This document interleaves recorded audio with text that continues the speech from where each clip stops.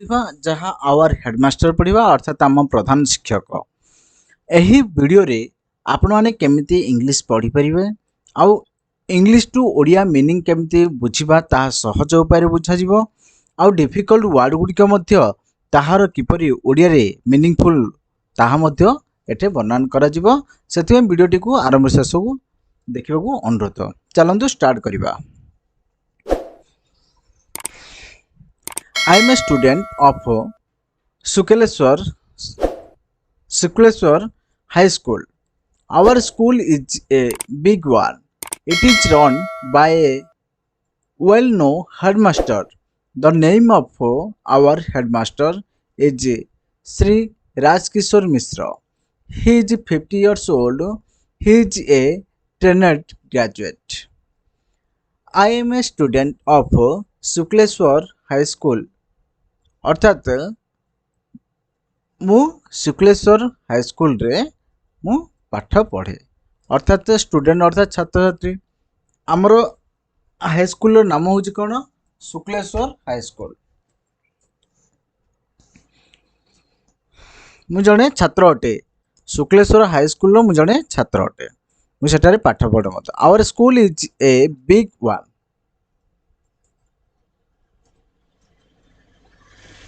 आम विद्यालय गोटे बड़ अटे। आम विद्यालय गोटे बड़ अटे। It is run by a well known headmaster. It is run अर्थात यह परिचालित हुए। इट इज रन मीन्स यह परिचालित हुए। आपण मैंने जानते रन माने दौड़ा अर्थात ये परिचालित अर्थात परिचालित गोटे मध्य रन माने रनिंग टाइप रो अर्थात आमर जनाशुना होचन प्रधान शिक्षक के ए वेल नो हेडमास्टर अर्थात जनाशुना प्रधान शिक्षक। हेडमास्टर मीन्स प्रधान शिक्षक। It is run by a well known headmaster जनाशुना प्रधान शिक्षक द्वारा यह परिचालित हुए अर्थात हेडमास्टर द्वारा यह स्कूल परिचालित हुए ता कहबार अर्थ। The name of our headmaster is Shri Rajkishore Mishra अर्थात हेडमास्टर नाम कौन राजकिशोर मिश्र। हेडमास्टर नाम कौन राजकिशोर मिश्र। नेम मीन्स नाम आवर मीन्स आमर आम हेडमास्टर नाम अर्थात आमर प्रधान शिक्षक नाम हूँ Rajkishore Mishra. He is 50 years old तांको 50 वर्ष बयस होइछि अर्थात 50 मीन्स 50। ही मीन्स से अर्थात किए Rajkishore Mishra. He is a trained graduate. Graduate माने स्नातक। ट्रेनेड माने तालीम प्राप्त अर्थात तालीम प्राप्त ग्रेजुएट तांके करिसंती। किए करचंती हमर हेडमास्टर तांको ना कोन Rajkishore Mishra. Mister Mishra does his duty regularly. He is very punctual in his work. He supervises the work of his assistants. He takes admission of newcomers. He grants leave to the student. He grants leave to the teacher. Mister Mishra अर्थात राजकिशोर मिश्र जे headmaster नाम mister Mishra मध्य आम कहीपर। Mister Rajkishore मिश्र कहले हम ना mister Mishra मध्य कहले हम। डज ही ड्यूटी रेगुलारी अर्थात नियमित भाव में तांकर कार्य समापन करिथांती। He is very punctual. Very means बहुत पंक्चुअल माने समयानुवर्ती अर्थात समय अनुसार जे आसे जाए काम करे समय अनुसार अर्थात स्कूल टाइम 10टा पूर्व आसवा आउ छुट्टी समय 4टा अर्थात 4टा पर जीवा एटा हूँ कह पंक्चुअल अर्थात समयानुवर्ती। इन हिज वर्क तांकर जेकोसी काम को पंक्चुअल भाव में करथांते अर्थात समयानुवर्ती अनुसार से कार्य तुलाई थांते। He supervises the work of his assistants. Supervises means ऊपर तनखी करवा। The work of his assistants means सहकारी मानकर। असिस्टेंट मीन्स सहकारी मान जो सहकारी माने अछंती सेमानकु ऊपर तनखी करवा अर्थात तदारख करवा। सुपरवाइजेस दायित्व मध्य नेबा एमि टाइप रो। He takes admission of newcomers. Admission means प्रवेश अर्थात जॉइनिंग माने जेकोन स्कूल रे जॉइनिंग मा प्रवेश करवा। न्यू कमर्स मीन्स नुआ प्रवेश करथिबा छात्र छात्री ଯେକୌଣସି ଛାତ୍ରଛାତ୍ରୀଙ୍କୁ ତାଙ୍କେ ଆନୁଆରେ ଆଡମିସନ୍ ମଧ୍ୟ କରିଦିଅନ୍ତି ଟ୍ୟାକ୍ସ ନେବା। he grant leave to the student। he grant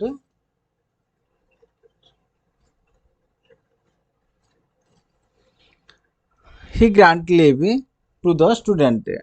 ଛାତ୍ରଛାତ୍ରୀ ମାନଙ୍କୁ ସେ ଛୁଟି ମଞ୍ଜୁରୀ ମଧ୍ୟ କରିପାରନ୍ତି। ଗ୍ରାଣ୍ଟ ଲିଭ୍ ମିନ୍ସ ଛୁଟି ମଞ୍ଜୁରୀ କରିବା କାହାକୁ ଛାତ୍ରଛାତ୍ରୀ ମାନେ। He grant leave to the teacher. Teacher means ଶିକ୍ଷକ। ଶିକ୍ଷକ ମାନଙ୍କୁ ମଧ୍ୟ ତାଙ୍କେ ଛୁଟି ମଞ୍ଜୁରୀ କରିପାରନ୍ତି। He grant leave to the clerk and peon. ଯେଭଳି ପିଅନ ପିଅନ ମାନେ ଜାଣିଛନ୍ତି ସ୍କୁଲ ମାନେ ପିଅନ ରହୁଛନ୍ତି। ଗ୍ରାଣ୍ଟ ଲିଭ୍ ମିନ୍ସ ଛୁଟି ମଞ୍ଜୁରୀ କରିବା। କ୍ଲର୍କ ଅର୍ଥାତ୍ କିରାଣୀ ଏମାନଙ୍କୁ ମଧ୍ୟ ତାଙ୍କେ ଛୁଟି ଦେଇପାରୁଛନ୍ତି।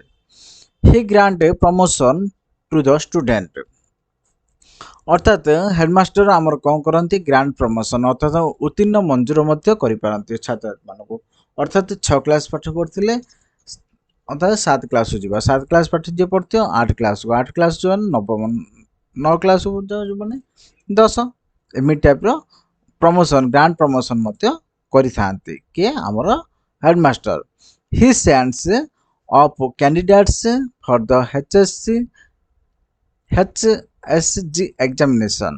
अर्थात HSC एग्जामिनेशन ये HSC high secondary certificate examination जोटा 10वीं परीक्षा कहुचे। कैंडिडेट्स अर्थात परीक्षार्थी। कैंडिडेट्स अर्थात कौन परीक्षार्थी। सेंड मीन्स पठाइबा अर्थात से परीक्षार्थी मान को एग्जाम HSC एग्जाम देवाई से पठाई था। He looks after the school and the school hostel. अर्थात जत्न। लुक आफ्टर मीन्स जत्न ना। आफ्टर मीन्स पर अर्थात जत्न नेबा। विद्यालय जत्न नौचंदी आउ विद्यालय हॉस्टल जत्न नौचंदी कि हमर headmaster. He looks after the school and the school hostel. School अर्थात विद्यालय आ विद्यालय हॉस्टल गुड़िक बहुत भल भाव जत्न नहीं था। He is a member of the school managing committee। School रो किसी सदस्य मान को परिचालना समिति अर्थात कमिटी मध्य तैयारी करथांते। अर्थात स्कूल केमिति मैनेजिंग हबो अर्थात परिचालना हो पारे। मैनेजिंग अर्थात कोन परिचालना केमिति स्कूल गुड़िक हो पारे ता मध्य मेंबर गुड़िक रखि थांते। अर्थात जोड़ा हमर सभापति मेंबर उपसभापति ए सब पर बाछिरी रखि थांते दायित्व ना। Our school is in sole charge of our headmaster. Sole charge means पूरा दायित्व रे। सोल चार्ज मीन्स पूरा दायित्व रे। आम विद्यालय पूरा दायित्व होउछन कहार आम प्रधान शिक्षक। Our headmaster teachers us English. आमर हेडमास्टर इंग्लिश पढ़ाती। टीचर्स मीन्स पढ़ाती। इंग्लिश मीन्स इंग्राजी। Our headmaster is very kind man. Very kind man अर्थात आमर प्रधान शिक्षक बहुत बड़ दयालु दयावान व्यक्ति अटंती। But he is hard for the naughty boy अर्थात जेकोसी दुष्ट बालक प्रति से कठिन हो जाती। आई फियर हिम मु तांकु बहुत भय करे। बट किंतु आई रेस्पेक्ट हिम तांकु बहुत सम्मान मध्य करिथाए। रेस्पेक्ट मीन्स सम्मान। हिम मीन्स तांकु। I am a student, our headmaster, आम प्रधान शिक्षक। I am a student of Sukleshwar High School. Our school is a big one. It is run by a well-known headmaster. The name of our headmaster is Sri Rajkishore Mishra. He is 50 years old. He is a trained graduate. Mr. Mishra does his duty regularly. He is very punctual in his work. He supervises the work of his assistants. He takes admission of newcomers. He grants leave to the student. He grants leave to the teacher. He grants leave to the clerk and the peon. He grants promotion to the students. He sends off candidate for the HSC examination. He looks after the school and the school hostel. He is a member of the school managing committee. Our school is in sole charge of our headmaster. Our headmaster teaches us English. Our headmaster is a very kind man, but he is hard for the naughty boys. I fear him, but I respect him. Thanks for watching this video. Please like, subscribe, and share. Keep practicing. ଏମିତି ମଜାଦାର video ଦେଖିବା ପାଇଁ ଆମ channel subscribe କରନ୍ତୁ, like କରନ୍ତୁ, share କରନ୍ତୁ। ଜୟ ଜଗନ୍ନାଥ, ନମସ୍କାର, ଜୟ ଜଗନ୍ନାଥ।